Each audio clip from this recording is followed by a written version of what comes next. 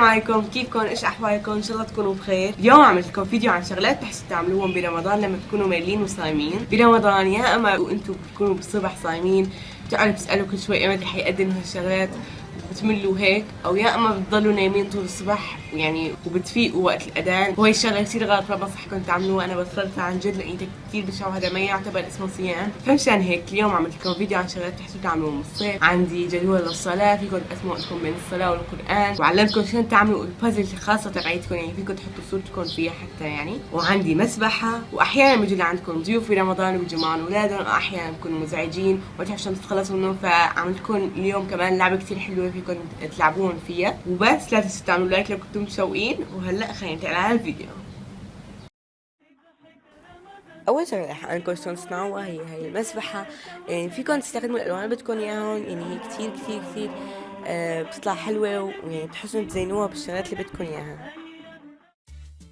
رح تحتاجوا لخرز ملون بكون كبير شوي لحتى يتسهل انكم تحطوا فيه الابره، ورح تحتاجوا لابره كبيره وشيء ايش من كان رح تزينوا فيه. رح تحتاجوا لشريط ستان، وكمان رح تحتاجوا لمقص، وكمان لصوف.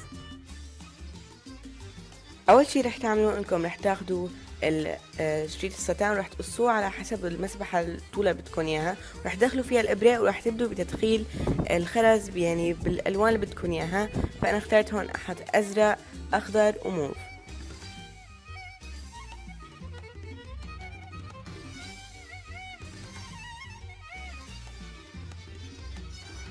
وبعدين تربطوها من فوق، ولازم تعرفوا مثل فراغ هيك لحتى تحرصوا انكم تسبحوا فيها وتحطوا يعني اصبعاتكم ما بينهم.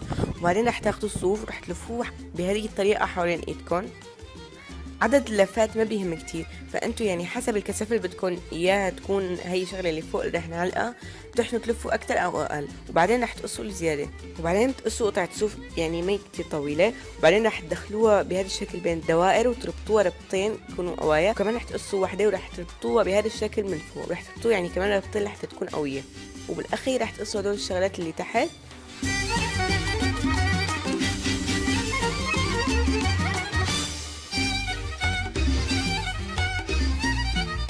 تاني شغلة بتحسوا تعملوا لحتى تنظموا أوقاتكم بين الصلاة والقرآن، فأنا عملت لكم هذا الجدول للصلاة.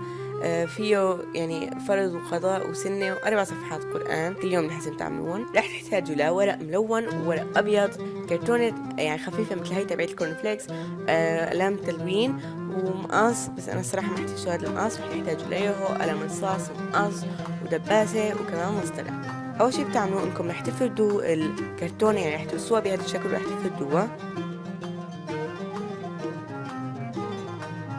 وبعدين رح تاخدوا ورقه الاي 4 اللي هي البيضه تبعتكم، رح تكتبوها بالنص ورح تشوفوا شلون ايدكم تعملوا لها كفر من الكرتون. فبتقيسوها بقلم رصاص، وبعدين بتقصوا الشكل تبعها.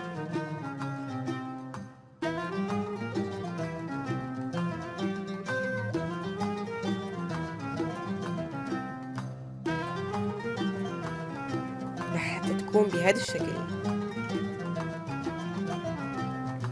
وهلا بتغلفوها بالورق الملون اللي انا بحط اياه على الزوايا، وبعدين رح ازق الورقه.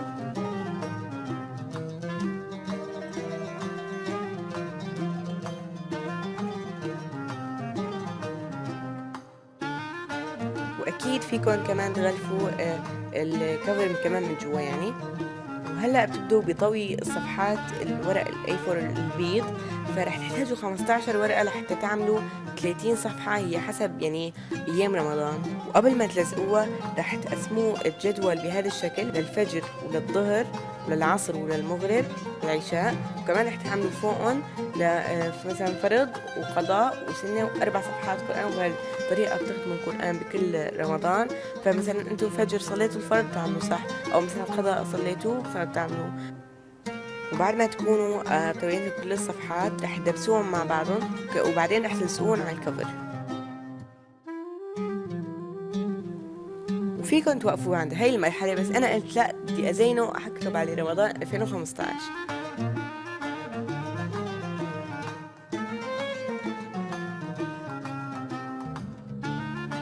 وهيك صار عندكم مثل دفتر تحتوا تكتبوا فيه ملاحظاتكم وشغلاتكم وكل صلاة بتصلوها. وهلا رح اعلمكم شلون تعملوا هي لعبة الأطفال برمضان. أكيد بيجيكم ضيوف، أكيد بيجوا معهم أولادهم، وأحيانا بيكونوا مزعجين وما بتعرفوا شلون تتخلصوا منهم، فهي اللعبة كتير مناسبة لكم حتى تلعبون فيها. فرح تحتاجوا لفوم جليتر، مقص، وقلم، مشرط، مسطرة، ولزاق دبل فيس، وكمان كرتون خفيف يعني مثل تبع هاد الكورن فليكس.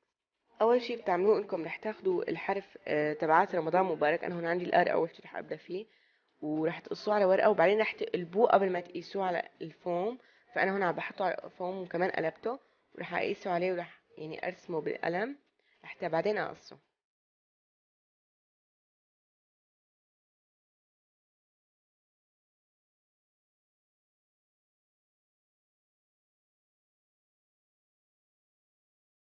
بس تخلصوا من الار رح تقصوا باقي الحروف اللي هن الاي الام الاي والدي والاي والان.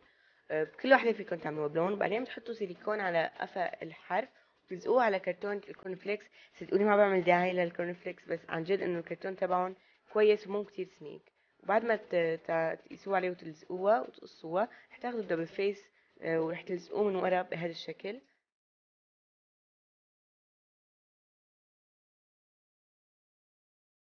وهيك بتكونوا خلصتوا. وهي طريقة لعب انكم الولد رح يحط على راسه شغلة مشان ما يحسن يشوف، وبعدين رح تحطوا الأحرف ورح تعطوهم إياه.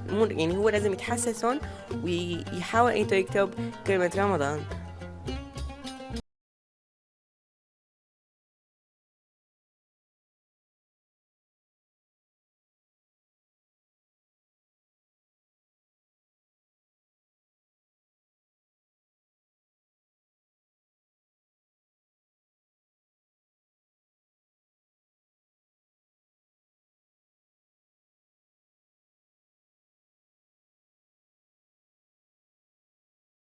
عملوا سيف، وبعدين كمان بدك تكتبوا على جوجل هي بازل فيكتور اوتلاين. رح تشوفوا هاي الصورة، يعني تقريبا هن هدول الخطوط تبعت البازل. لازم تكون الخلفية تبعتهم شفافة مثل هيك، رح تحفظوها كمان. بعد ما تعملوا لها سيف رح تاخدوهم اثنيناتهم على بيك مونكي. اول شي رح تعملوا انكم رح تفتحوا الصورة تبعتكم على موقع بيك مونكي، فيكم تستخدموا اي موقع كمان. فبعدين رح تحطوا هاي صورة الفراشة، وبعدين بدك تدوسوا على يور اون، وبعدين رح تختاروا هاي تبعت البازل الاوتلاين تبعتهم، وراح تظبطوها. تحاولوا انكم يعني تعملوها كويسة ومناسبة لحتى تصير بازل. بتعملوا دوبليكيت لو احتجتوا هذا الشيء. انا هون بس عملت لكم لونها ازرق مشان تسهل انكم تشوفوها. لو كان عندكم اي زيادة بالزوايا اللي بتعملوا انكم تروحوا على eraser بعدين بتمحوهم بهذا الشكل. وانا هون رجعت للون الابيض.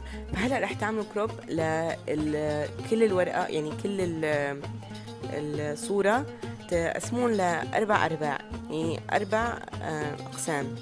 فانتوا لازم تعرفوا انه المقاس تبع حسب هو المقاس تبع الصوره تبعيتكم. فبعدين رح اعملها سيف، ورح ارجع على بيك مونكي واعمل اندو، ارجع اعمل هذا الشيء، وهي يعني المقاس على الطرف الثاني رح تصير كلياتهم بهذا الشكل بعد ما تطبعون. فبعدين بعد ما تطبعون رح تقصوا الشغلات الزيادة اللي هن هدول البيض لحتى يصير بهذا الشكل، يكون كتير شكلهم حلو كأنه بازل عن جد. وبعدين رح تاخدوا، انا عندي هون هذا جلاد تبع الكتب، فانا بس عم بقصه عشان يكون من ورا تقريبا يعني مثل يقويه اكتر. فانا هون عم بلزقه من ورا ورح ازقهم كلياتهم مع بعض.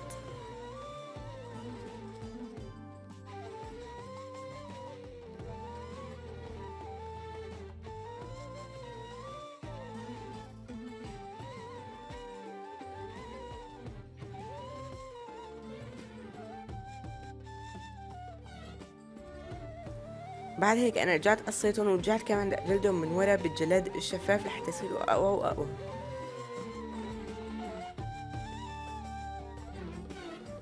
وهلا بتحكوا انتم كمان انه تجلدوه من فوق، بس انا اخترت ايتي ما اجلده.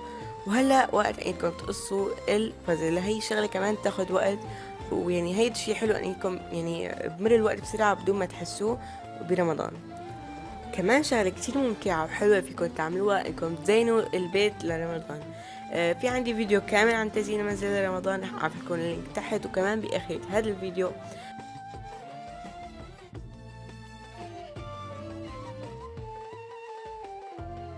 وهيك وصلنا لنهاية الفيديو. خلينا نشوف شو أكبر عدد لايكات رح يوصلوا هذا الفيديو، ولو وصل الفيديو ل 100 لايك صدقوني رح أعمل فيديوهات رمضان أكثر هالسنة. لا تنسوا تضغطوا على سبسكرايب لو كنتوا جداد بالقناة، لا تنسوا تعملوا كومنت ايش رح تعملوا رمضان، ايش يعني شغلات انتوا عم تعملوهم برمضان، وكمان لو كان عندكم أي أسئلة تكتبون لأنه رح أرد على كل كومنت بيجيني. بس شكرا كثير على المشاهدة وباي باي.